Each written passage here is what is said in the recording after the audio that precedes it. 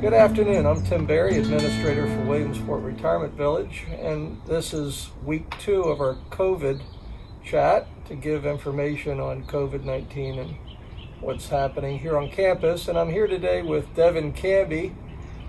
Devin is our Director of Assisted Living, and we're trying some different formats. We want this time to be valuable time for you, and yet we want to be focused on what it is we want to provide as far as information and what have you. So we're going to go to more of a conversational format today. I thought it would be helpful for people to get to know Devin a little bit and also give some insights about what's happening here now that we have this circumstance, COVID, that we're all dealing with.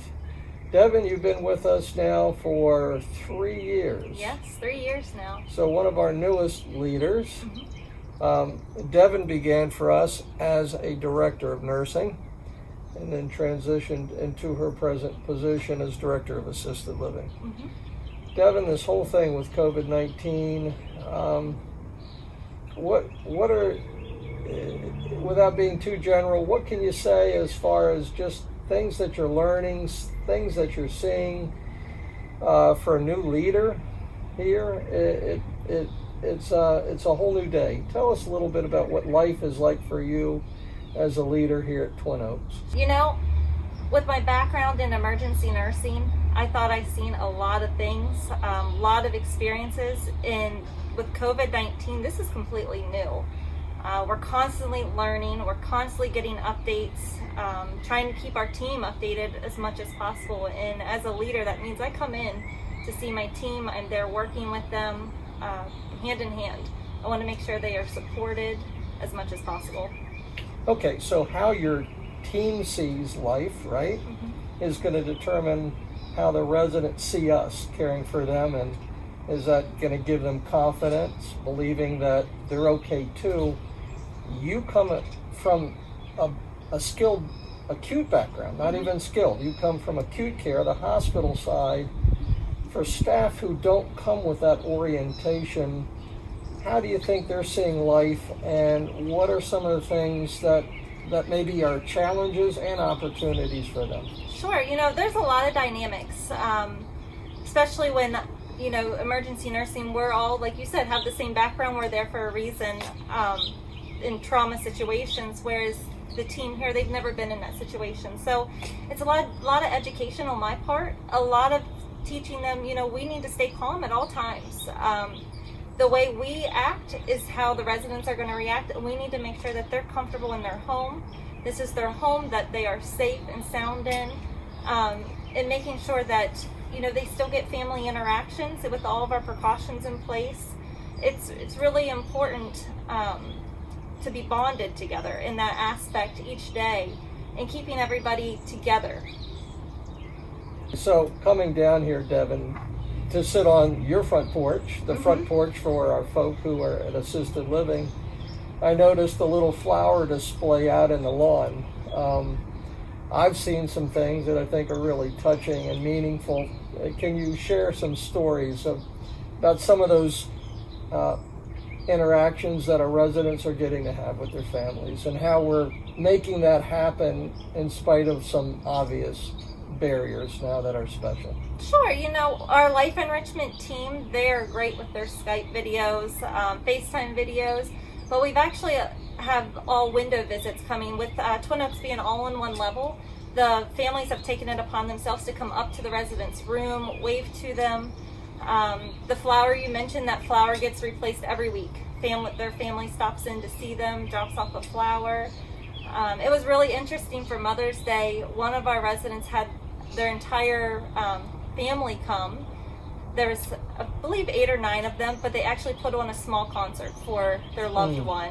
There was a small drum and a guitar, and, you know, that's what warms the heart of our residents. They really need that right now.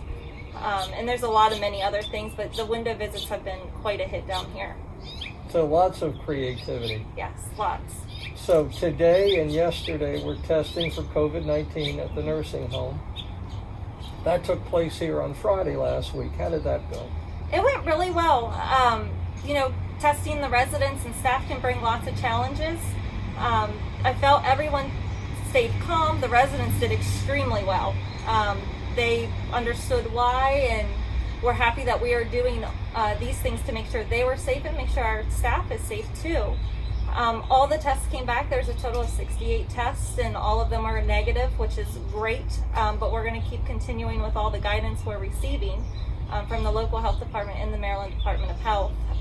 But everybody is doing really well here. So you had testing last week, and some have asked, is that going to be a regular kind of thing in the future? What's on the horizon as far as testing? What would trigger, if you will, more regular testing, or is there any particular guideline around that? Everything's changing every week. So we could get guidance next week that says we need to go to weekly testing or bi-weekly testing, but I think we're ready for it. I think keeping everybody updated with having our small meetings a couple times a week, allowing the staff to be aware. Kristi, Farida, my delegating nurse here at Twin Oaks, and myself, we've actually gone through and have spoke to the residents to say, hey, this could happen again. But we're going to keep you informed as much as possible. But I think testing is important. I think it allows us to see where we are, and it allows us to react if we need to react.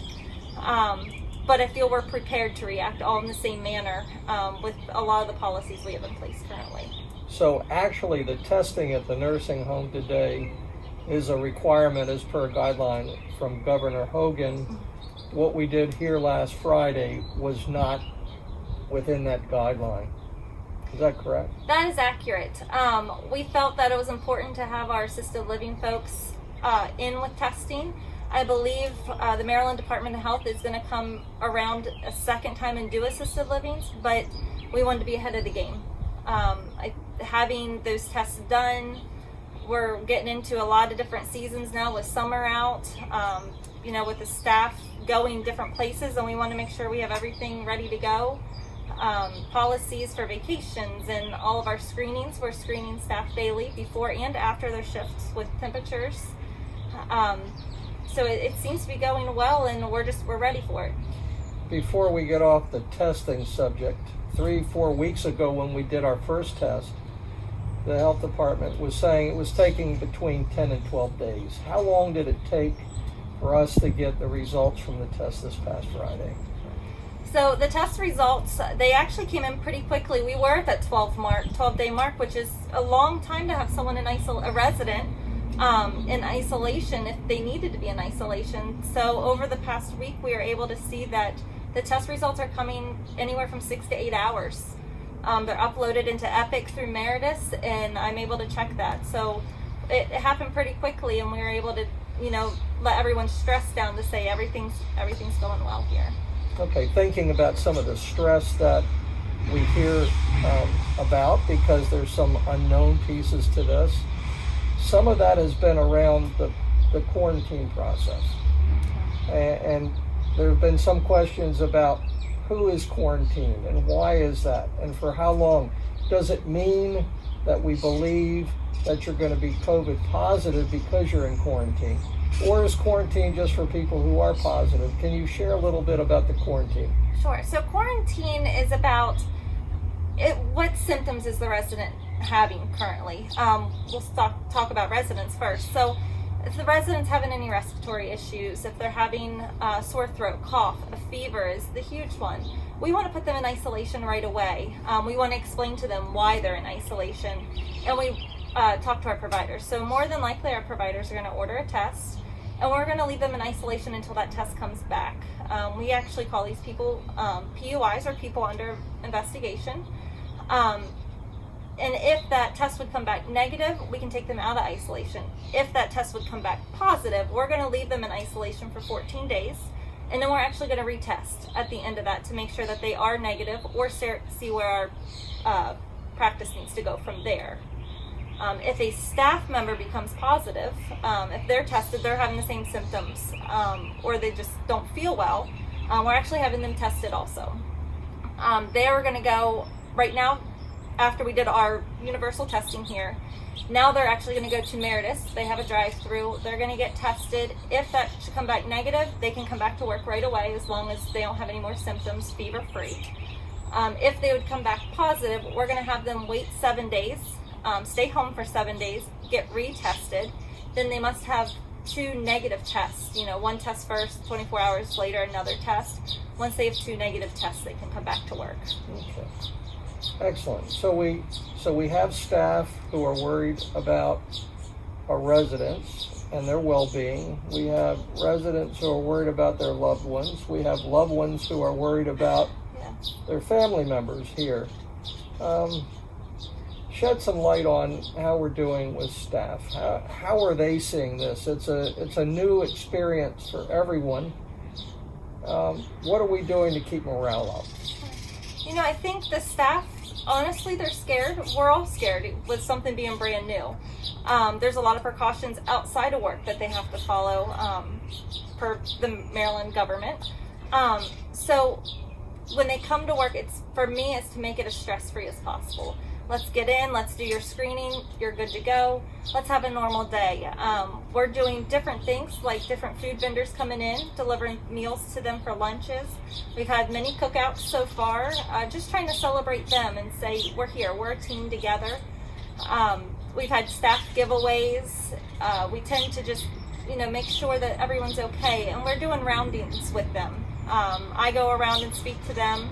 How's it going? I do a little bit of one-on-one. I do group conversations just so everybody can be updated and feel at ease coming into work that it's safe. It's safe here. So that's one thing that I've appreciated. A lot of communication. That's why we're wanting to communicate more with their families so that they know what's happening here as we know what's happening.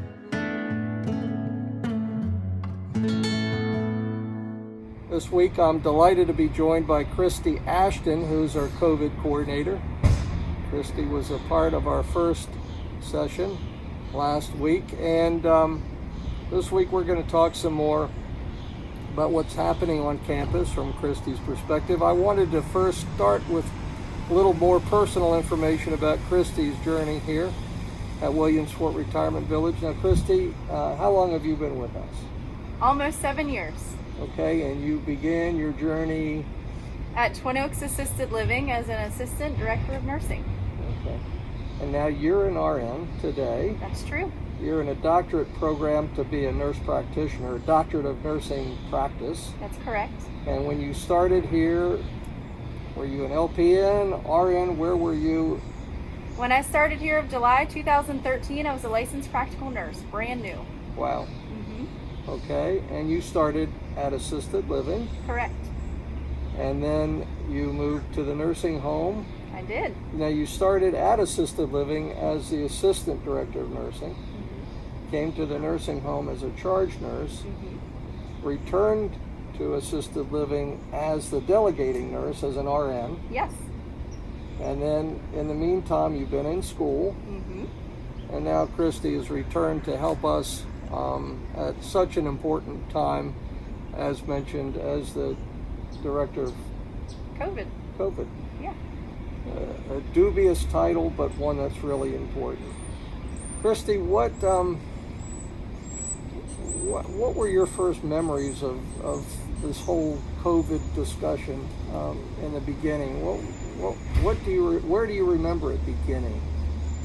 Well, I remember a lot of news headlines, of course, in China. It was really in January that I really started to take notice to that. And I started to think in my nursing brain, right? Oh dear, what does this mean for us in the States?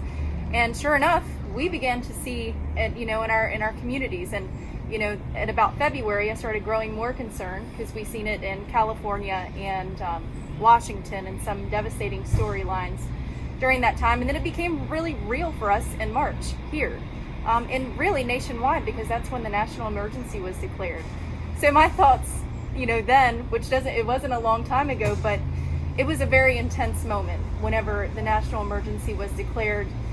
For us off the bat, that meant that families couldn't come and see our people here, which was huge. We all felt the weight of that, and we still feel the weight of that. So those were some of my initial thoughts. There were some some not so restful nights of sleep there for several weeks. But yeah, we kind of got over that hump. I feel like we're in a good groove as far as COVID goes, but don't want to get too comfortable, right? Okay, so we dove right into it. We sure did.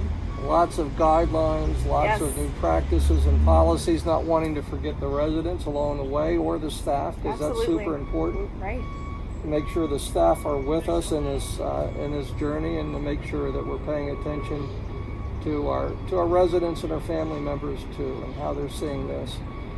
Can you think of things that we've done as a practice that we've stayed with? COVID is an evolving circumstance, but there have been some constants. Can you talk about some of those?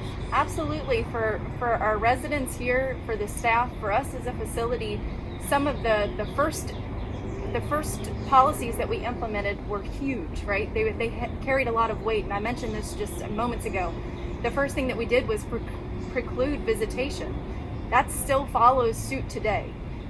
You're only here on a visitation if it's essential, or if your loved one is in a state where their life is in.